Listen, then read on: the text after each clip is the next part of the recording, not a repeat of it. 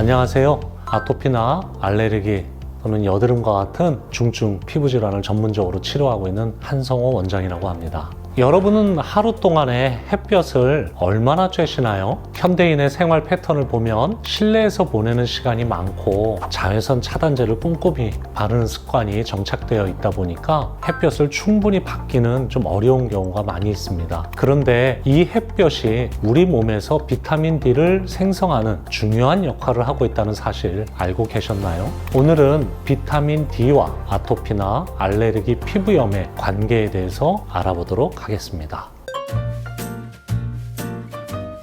여러분은 혹시 비타민 D 하면 뼈 건강만 떠오르시나요? 사실 비타민 D는 단순히 뼈를 튼튼하게 하는 것뿐만 아니라 면역력이라든지 근육 기능이라든지 기분 조절, 피부 건강까지 우리 몸 곳곳에서 중요한 역할을 합니다. 비타민 D가 우리 몸에서 하는 역할에 대해서 몇 가지 알아보도록 하겠습니다. 첫 번째 중요한 역할은 뼈를 튼튼하게 하는 것입니다. 칼슘은 뼈의 중요한 성분인데 먹기만 한다고 해서 우리 몸이 자동으로 흡수하는 건 아닙니다. 비타민 D가 있어야 장에서 칼슘을 제대로 흡수하고 뼈에 저장할 수 있는 거죠. 따라서 비타민 D가 부족하면 칼슘 흡수가 제대로 되지 않기 때문에 골다공증의 위험이 높아집니다. 두 번째로는요, 면역력을 지켜준다는 것입니다. 비타민 D는 단순한 영양소가 아니라 우리 몸의 면역 지휘관의 역할을 하게 됩니다. 따라서 비타민 D가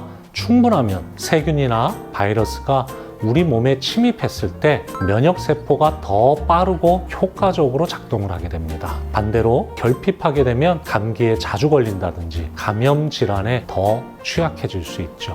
세 번째는 우리 몸의 근육과 에너지를 유지하는 역할을 하게 됩니다. 비타민 D는 근육이 제대로 작동하도록 돕고 에너지를 생성하는데 중요한 역할을 하게 됩니다. 그렇기 때문에 비타민 D가 부족하면 근육이 약해지고 쉽게 피로해지고 운동 후에 회복이 느리고 근육 경련까지 생길 수도 있죠. 네 번째로는 정신 건강에도 관련이 있다는 것입니다. 비타민 D는 뇌에서 행복 호르몬이라고 불리는 세로토닌의 분비를 도와주게 됩니다. 그렇게 함으로 인해서 기분을 안정시켜주죠. 그래서 우리가 흔히 햇볕을 많이 쬐면 기분이 좋아지기도 하는 거고요. 반대로 햇볕 노출이 없고 어두운 데서 오래 생활을 하다 보면 비타민 D가 부족해져서 우울감이나 불안감이 증가하기도 합니다. 다섯 번째는 비타민 D가 피부의 건강과 염증을 조절한다는 것입니다. 비타민 D는 피부의 장벽을 강화시켜주고 염증을 조절하는 역할도 합니다. 아토피 피부염이나 건선 같은 피부 질환을 가지고 있는 사람들에게 비타민 D가 특히 중요한 이유죠. 그래서 피부염 환자분들에게 비타민 D의 섭취를 권장하는 이유가 됩니다. 자, 결론적으로 봤을 때 비타민 D는 우리 몸에 꼭 필요한 필수 영양소라는 겁니다. 단순한 뼈 건강 영양소가 아니라 우리 몸을 지키는 만능 비타민인 거죠.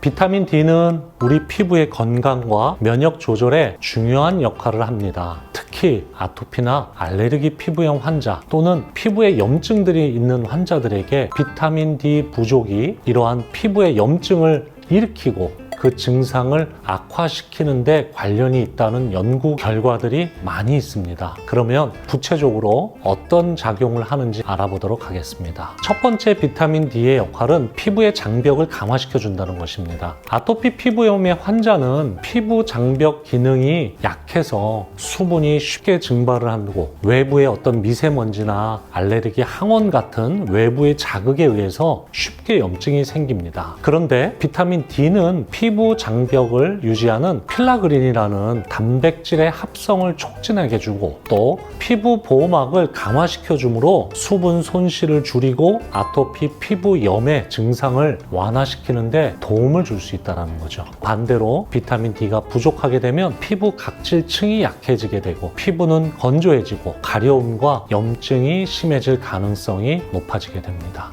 두 번째는 비타민 D가 염증을 억제하고 면역을 조절하는 기능이 있다는 것입니다. 아토피 피부염은 면역 과민 반응으로 인해서 염증이 심해지는 질환인데요. 비타민 D는 면역의 균형을 조절해서 과민 반응을 줄여주는 역할을 하게 됩니다. 연구에 따르면 비타민 D가 부족한 아토피 피부염 환자는 염증성 사이토카인이 더 많이 분비되며 이로 인해서 피부에 있는 염증 증상이 더욱 악화될 가능성이 높다고 되어 있습니다. 세 번째로는요, 비타민 D의 항균 효과입니다. 아토피나 알러지 피부염 또는 단순 피부염 환자의 경우에는 피부 장벽이 약해서 세균 감염에 취약한데요. 연구에 따르면 비타민 D는 피부 내에 항균 물질의 생성을 촉진해서 감염을 예방한다든지 피부에 염증이 있는 질환의 2차 감염을 줄이는데도 굉장히 큰 도움을 주는 것이 입증되었다는 것입니다.